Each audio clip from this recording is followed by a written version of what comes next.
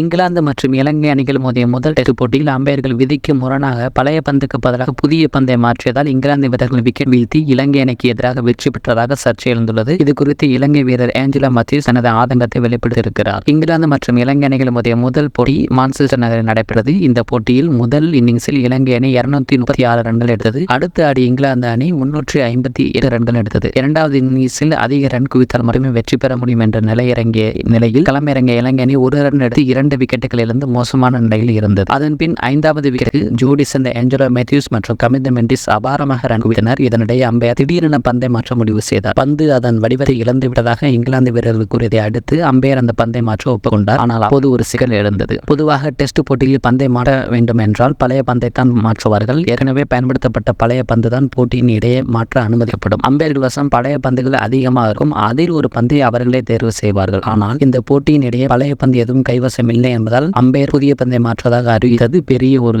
சர்ச்சையை கிளப்பியுள்ளது.